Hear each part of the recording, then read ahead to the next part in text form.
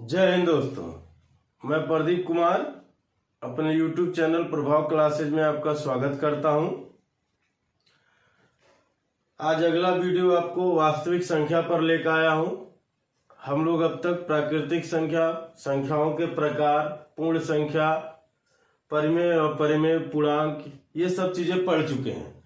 अब आपका अगला वीडियो है वास्तविक संख्या पे, यानी रियल नंबर पे। ठीक है, वास्तविक संख्या कहते किसे हैं, इसके बारे में थोड़ा चर्चा करेंगे, फिर हम लोग सवाल देखेंगे।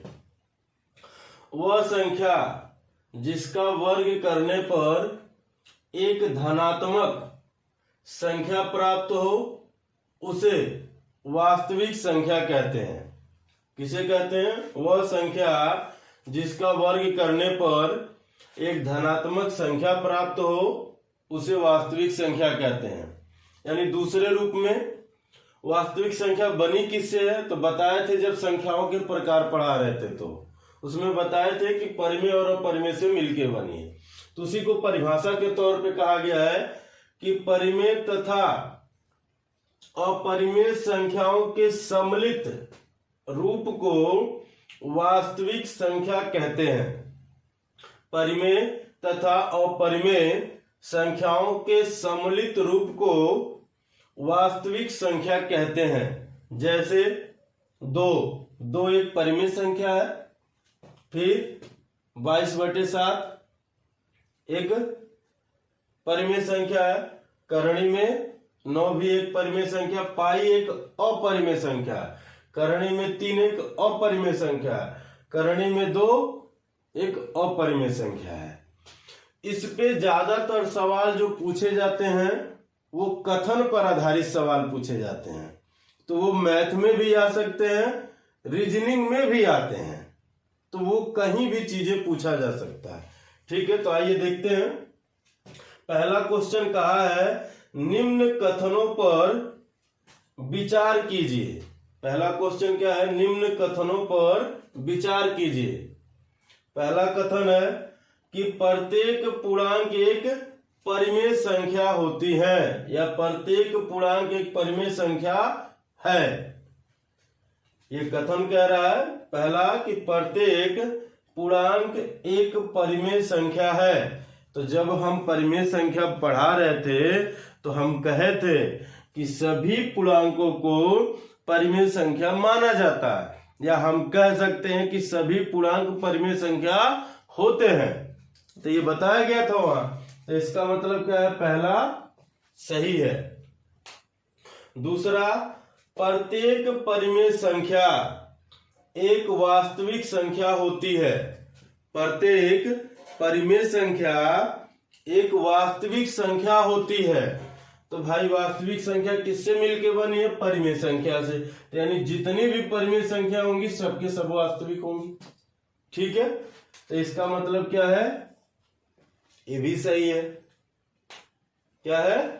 ये भी सही है। बात आई समझ में? यानी हम क्या कहेंगे? अब यहां आपके 4 ऑप्शन दिए गए हैं, केवल एक, केवल 2, एक और 2, चौथा दोनों नहीं। तो आपका आंसर क्या होगा? ये तीसरा। यानी इस तरह के सवाल आपसे कथन पे आधारित पूछे जाएंगे। ठीक है, अब देखिए यहां का प्रत्येक परिमेय संख्या एक वास्तविक संख्या है, लेकिन ये जरूरी नहीं है कि प्रत्येक वास्तविक संख्या एक परिमेय संख्या हो। परिमेय संख्या तो वास्तविक संख्या होगी और परिमेय भी वास्तविक होगी, लेकिन वास्तविक संख्या ये जरूरी नहीं है कि वो परिमेय संख्या होगी या अपरिमेय ही होगी। बात आई समझ में? तो ये यहां तक बात समझ में आई। तो हम लोग वास्तविक संख्या में एक सवाल देखें कैसा था। दूसरा सवाल इसमें कहा है, इसमें ज्यादातर कथन वाले ही क्वेश्चन पूछे जाते हैं। ठीक है, निम्न कथनों में से कौन सा कथन सत्य नहीं है? इसमें क्या बताना है? सत्य नहीं है। पहला कहा है कि प्रत्येक प्राकृतिक संख्या एक वास्तविक संख्या है, तो ये एकदम सत्य है। क्यों सत्य है भाई? क्योंकि प्राकृतिक संख्या एक पूर्णांक भी है, और जब वो पूर्णांक है तो सभी पूर्णांक एक परिमेय संख्या है। आज जब सभी परिमेय संख्या एक वास्तविक संख्या होते हैं तो प्राकृतिक संख्या भी तो एक वास्तविक संख्या होगी, तो इसीलिए ये सही है। ठीक है।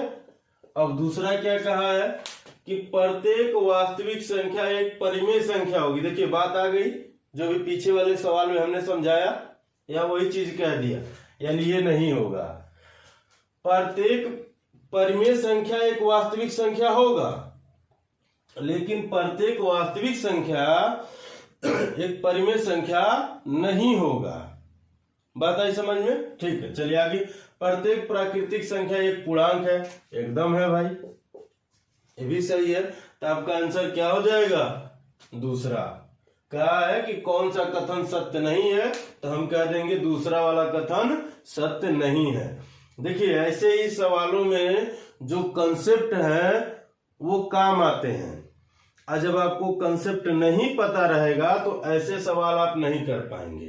ठीक है, क्योंकि यहाँ जोड़ घटाना नहीं चलता है, यहाँ कंसेप्ट चलता है। आइए दूसरे वाले में देखें। कह रहा निम्न कथनों पर विचार कीजिए। 3 कथन दिए हैं, फिर इसमें से कह रहा केवल एक सही है, केवल 2 है, केवल 3 है या दोनों है। तब कौन सा सही है उस पर हम लोग देखते हैं।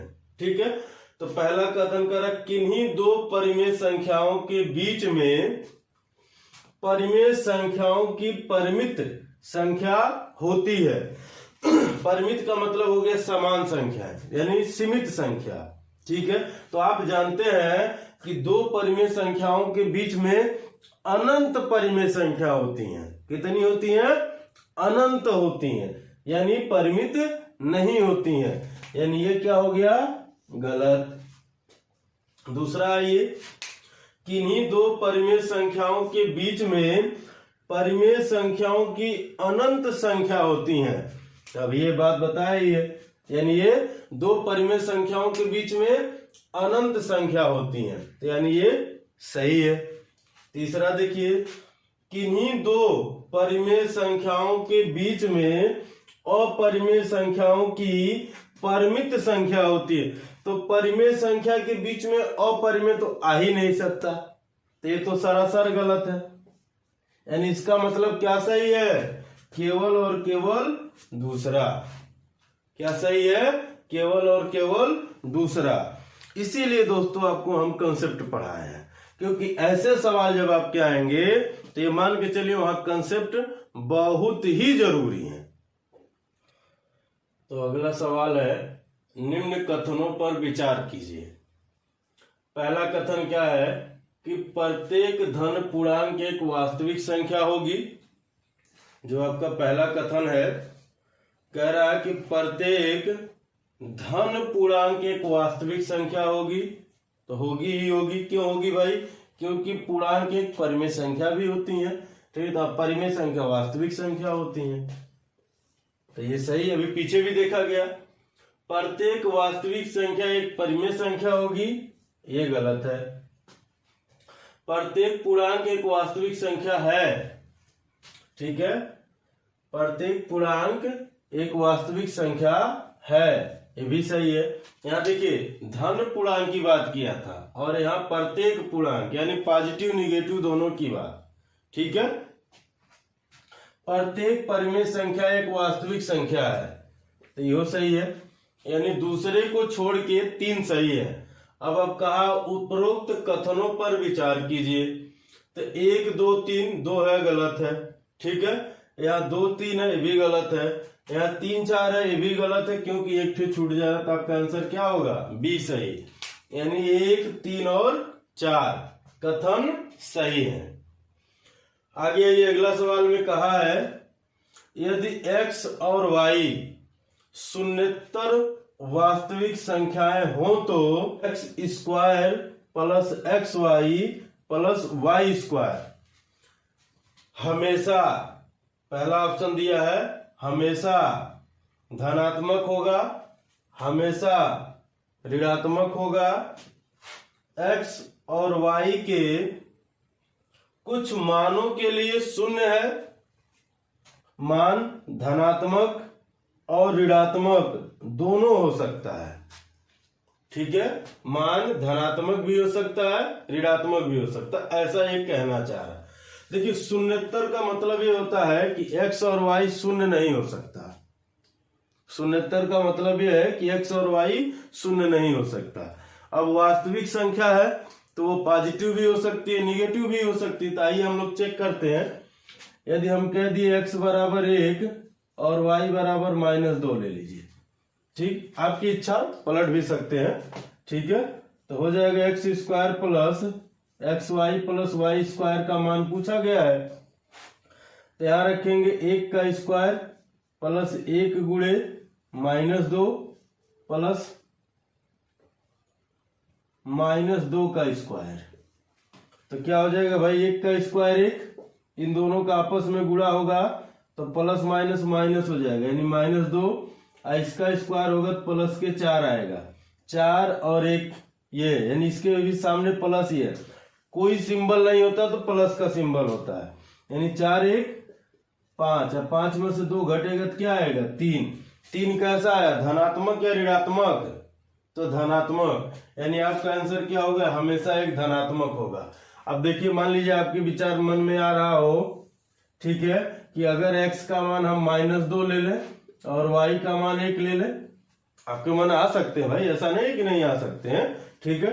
तो आइए हम लोग चेक करते हैं, इसी में रखेंगे, यानी -2 का होल स्क्वायर प्लस -2 गुणे 1 प्लस 1 का स्क्वायर, -2 का स्क्वायर करेंगे 4 आएगा, इन दोनों का आपस में गुणा होगा तो प्लस माइनस माइनस हो जाएगी, तो -2 अब प्लस 1, तो 4 और 1 5, अब 5 - 2 बराबर 3, तब भी 3 आ रहा। यानी हम किसी भी तरीके से कोई भी मान लेके रखेंगे, उसका मान हमेशा क्या आएगा, धनात्मक आएगा। क्या आएगा, धनात्मक आएगा, इसीलिए ये कहा गया है, ठीक है।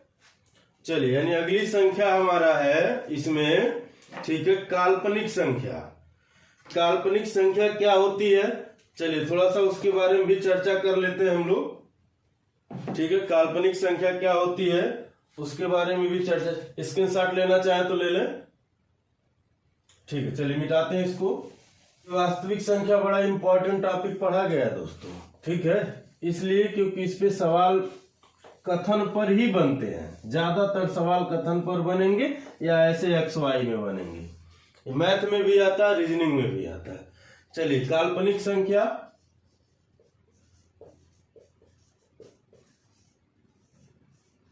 संख्या या इसको अकाल्पनिक संख्या भी कहते हैं, सॉरी अवास्तविक संख्या भी कहते हैं,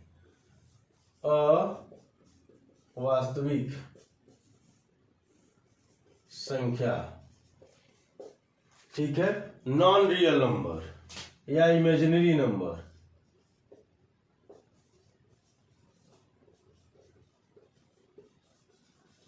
या इमेजिनरी नंबर भी कहते हैं, ठीक है। वे संख्या जिसका वर्ग करने पर ऋणात्मक प्राप्त हो, वे संख्याएं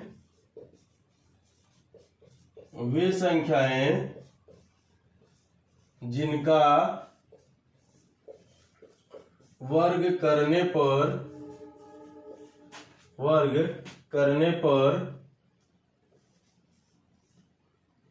ऋणात्मक संख्या प्राप्त हो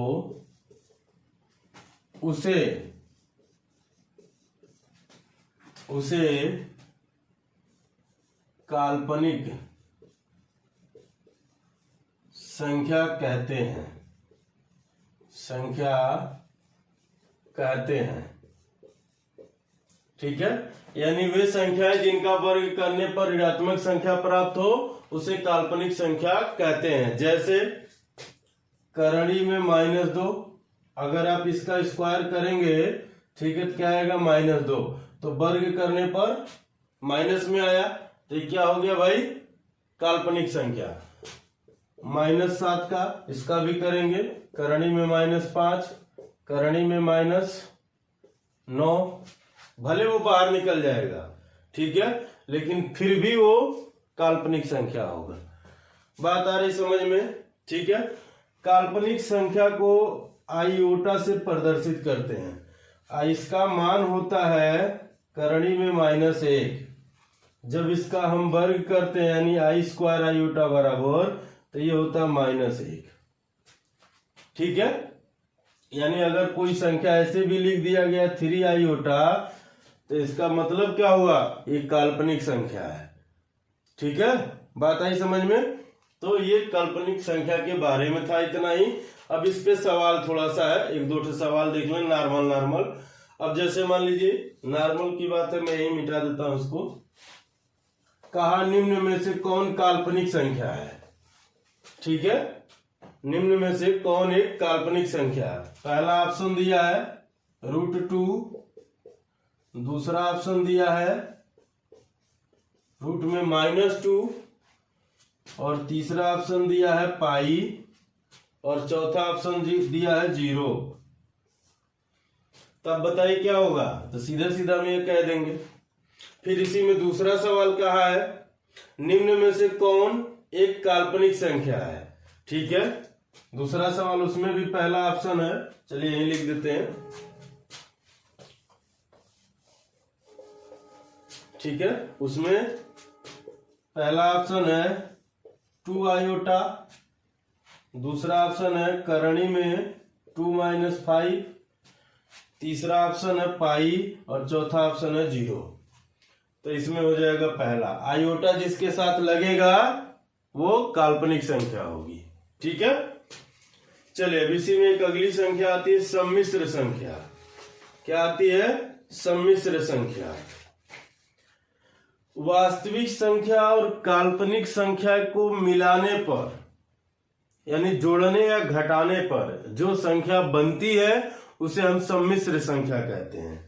क्या कहते हैं? सम्मिश्र संख्या।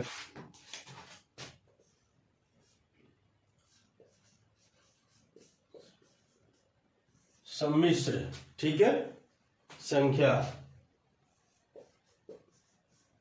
सम्मिश्र संख्या। कंपोजिट नंबर क्या कहते हैं? Sorry, complex number. Complex number, ठीक है, क्या कहते हैं? Complex number. क्या होता है? वास्तविक संख्या प्लस या माइनस क्या? काल्पनिक संख्या।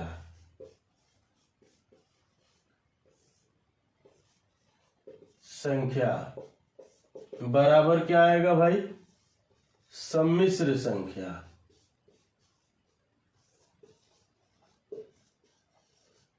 बात आई समझ में? यानी वास्तविक संख्या और काल्पनिक संख्या को जोड़ेंगे तब भी सम्मिश्र मिलेगा, घटाएंगे तब भी सम्मिश्र मिलेगा। ठीक है, वास्तविक संख्या क्या होती है? वे संख्याएं जिनका वर्ग करने पर धनात्मक आए। काल्पनिक क्या होती है? वे संख्याएं जिनका वर्ग करने पर ऋणात्मक आए। जैसे हमने लिख दिया भाई 5 प्लस करणी में 6, ये क्या है? एक सम्मिश्र संख्या। ये वास्तविक संख्या और एक काल्पनिक दोनों को मिला दिए तो क्या मिल गया? सम्मिश्र संख्या। हम लिख दिए माइनस करणी में 6 प्लस 6, ठीक है, क्या हो गया भाई? ये सम्मिश्र संख्या। हमने ये कह दिया 7 माइनस करणी में 5, यानी घटा दिए यहां, तब भी ये क्या हो गया? सम्मिश्र संख्या। ठीक है, चलिए आगे देखते हैं। अगली संख्या संपूर्ण संख्या। अगली जो संख्या है वो क्या है? संपूर्ण संख्या। ये छोटी छोटी संख्याएं हैं, ठीक है।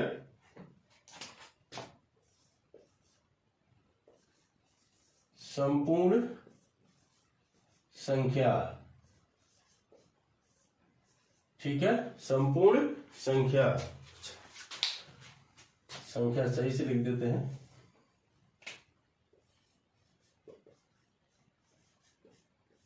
परफेक्ट नंबर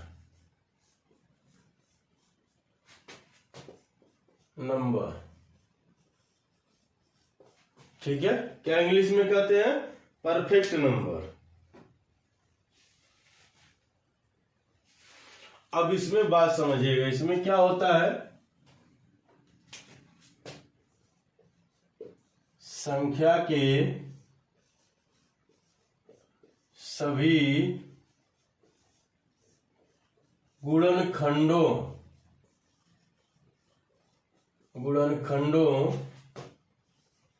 का योग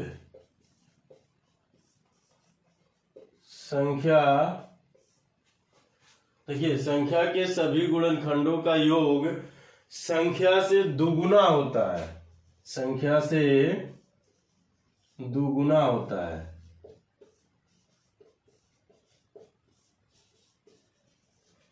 ठीक है, जैसे में हमने मान लीजिए लिख दिया 6।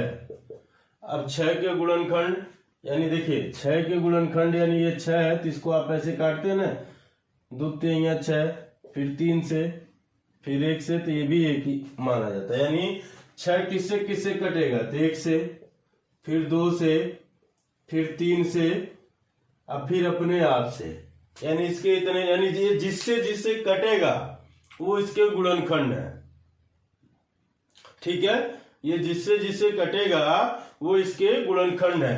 तो अब कह रहा है ये जितने गुणनखंड है इनको अगर जोड़ेंगे तो इस संख्या का दुगुना आएगा। तो देखिए 6 + 3 + 2 + 1 ये योग है इनका।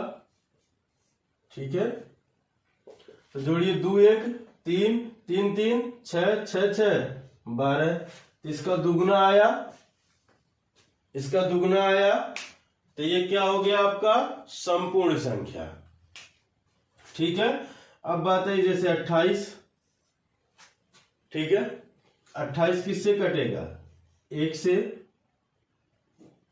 2 से, 4 से, 7 से, 14 से, 28 से, यानी इनसे इनसे ये कटेगा, तो जोड़ लीजिए, यानी इनका योग क्या होगा देखते हैं।